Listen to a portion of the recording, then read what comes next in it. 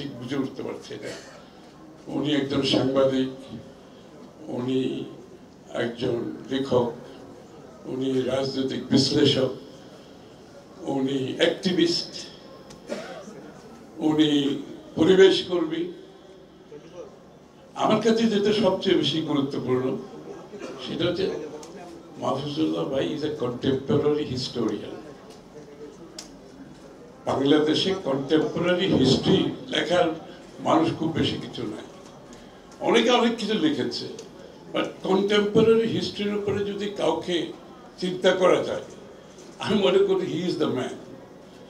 এবং আজকে বিগত বছরগুলোতে ইতিহাস যখন বিকৃত, রাজনীতিবিদরা যখন ইতিহাসবিদ হয়ে উঠেছিল,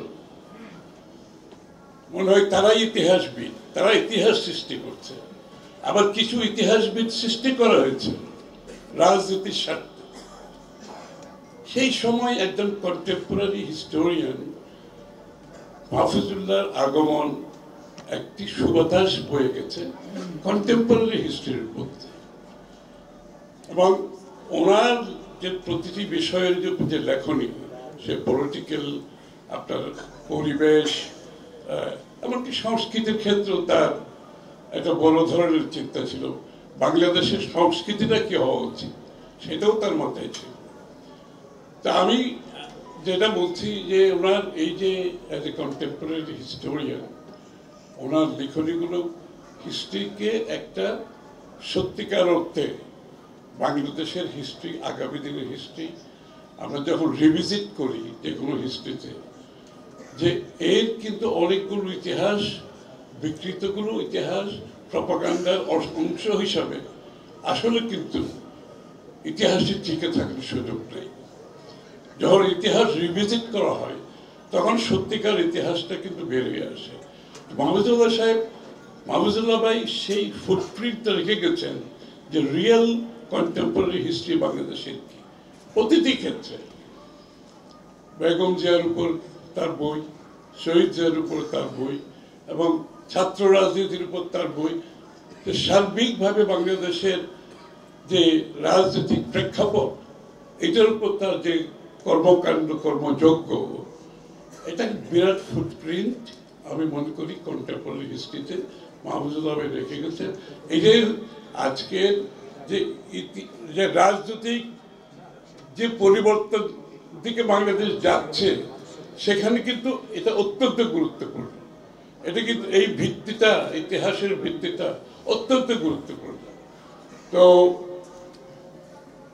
বিগত দিনের স্মৃতিতে আমার সাথে মাহফুজুল্লাহ ভাইয়ের যেটা ছিল সেটা ছিল একান্ত রাজনীতিক এবং আন্দোলনকে নিয়ে যে কর্মকাণ্ডগুলো ছিল।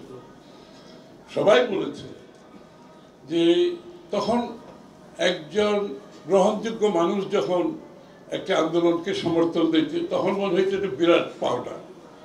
কারণ কেউ যখন এগিয়ে আসছে না, সাংবাদিক জগৎ থেকে কেউ এগিয়ে আসছে না, সংস্কৃতি কর্মীরা এগিয়ে আসছে না, বুদ্ধিজীবীরা এগিয়ে আসছে না, এর মধ্যে যখন মাহফুজুল্লাহ ভাইয়ের মতো একজন লোক ফ্রন্ট অ্যান্ড সেন্টারে চলে আসে, এটা কিন্তু আন্দোলনের জন্য অনেক বড় পাওয়া। এই যে বিগত বৎসরগুলোতে আন্দোলন পুঞ্জীভূত হতে হতে যখন ফ্যাসিস্টের পতন হলো, এর মধ্যে মাহফুজুল্লাহর ফুটপ্রিন্ট অত্যন্ত গুরুত্বপূর্ণ। এবং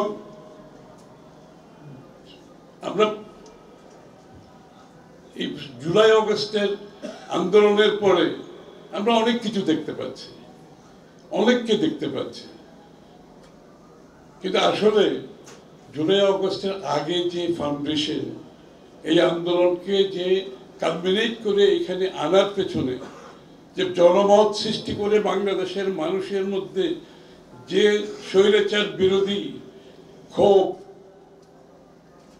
বিরোধিতা এবং স্বৈরাচার পতনের জন্য যে জিনিসগুলো পুঞ্জীভূত হয়েছে বিগত বছরগুলোতে, সেখানে মাহফুজুল্লাহ ভাইয়ের বিরাট অবদান, এবং সেখানে আমরা ওনাকে পেয়েছি, সেটা সবচেয়ে গুরুত্বপূর্ণ।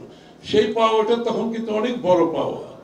এখন তো অনেকেই আসছে, অনেকে অনেক কথা বলছে, সেই সময় সেই পাওয়াটা অনেক বড় পাওয়া। আমরা সংস্কৃতি কর্মীদের দিকে তাকিয়েছিলাম, কেউ এগিয়ে আসতে সাহস করেনি, দু একজন এসছে, ভয়ে আবার পিছনে চলে গেছে। একইভাবে আপনার বুদ্ধিজীবীদের মধ্যেও আমরা একই জিনিস দেখেছি। সাংবাদিকদের কথা নাই বা বললাম, ওই যে ভারতে একটা বলা হয়েছে শেখ হাসিনা যদি বললে তোমরা ব্যান্ড হও, তখন তারা হামাগুড়ি দিতে শুরু করেছে। তো সাংবাদিকদের তো সেই চেহারা তো আমরা দেখেছি। সেখানে মাহফুজুল্লাহ ছিল একটা ব্যতিক্রম না, মাহফুজুল্লাহ ছিল একটা স্টলওয়ার্টের মতো সেখানে দাঁড়িয়েছে সবকিছুর বিপরীতে।